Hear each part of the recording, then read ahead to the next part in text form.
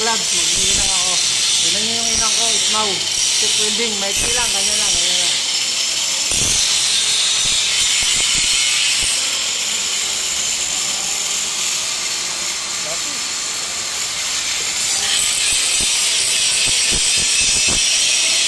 Yung welding rod na ginagamit. 2.5.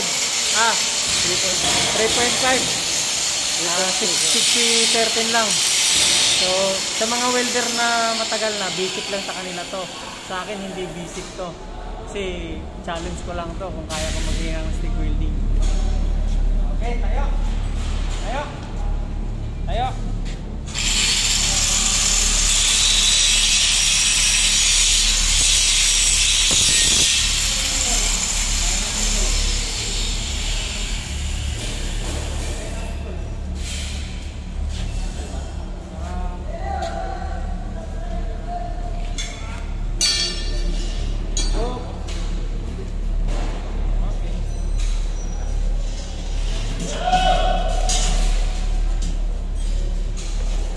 Marami akong mga assistant mga kasyokoy kasi kumukuha ko ng video.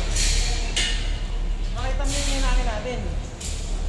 Dito yung hinangin natin ulit kasi may slug. So pag may slug hindi siya approve ng QC kaya kailangan natin takpan yan, hinangan natin ulit. Okay?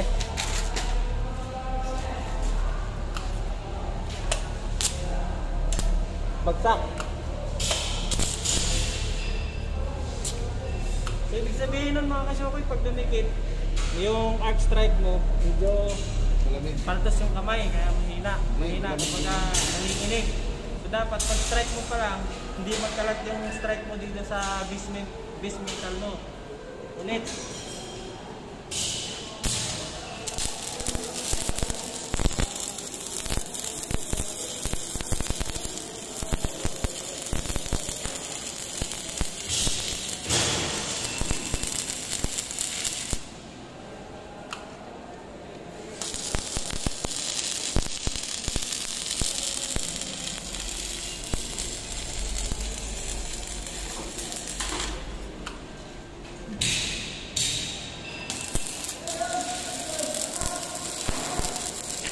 Gulang yung kuan, yung ubil dito sa kailangan pinapay mo siya kasi kaya pag unang tusok mo dito yan kaya sa international na kuan dito pwede pa inahin gulang yung ubil pag hindi ka ng Amerikano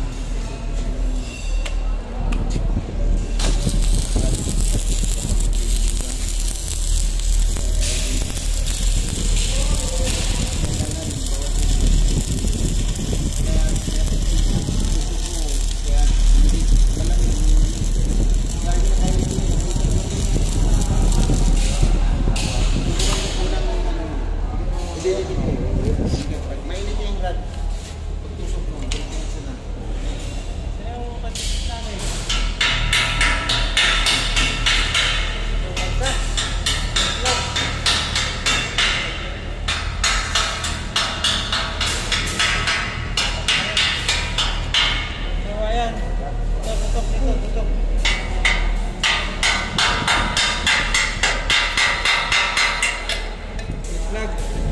dito walang slug, pero dito may butas.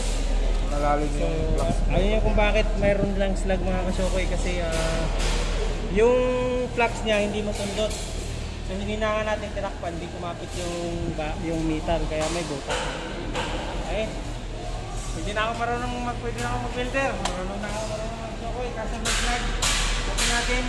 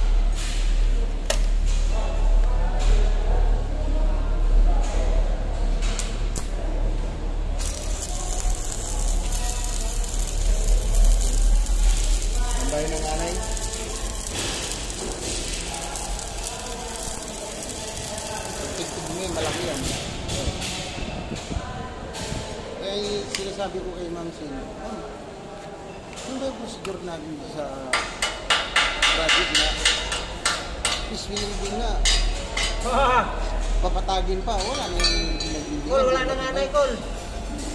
Wala nang anay. Dito basta, so. Ay, puta na. Para. Baka mayroon ako ng bibig yan. Oo. Nagara yung bay, yun na. Para pagka-tapos lang sa... Meron pa dyan? Ano? Alin dyan to, Lero? Bibig natin yan, sir. Diba?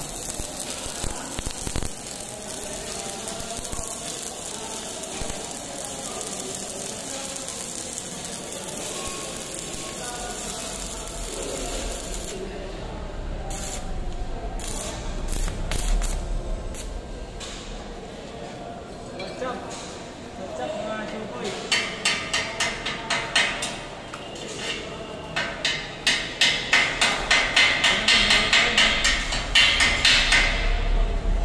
Meron pa rin mga kapitan.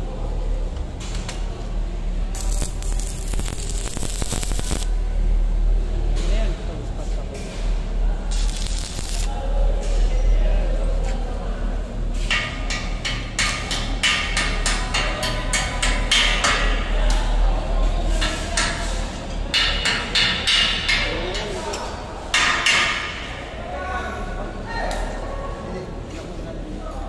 Pag-welding ko lang. Basta mga kasukoy, kahit paano, marunong na tayo ng konti pang grade 1 na welding. Ano sasabi mo, Are?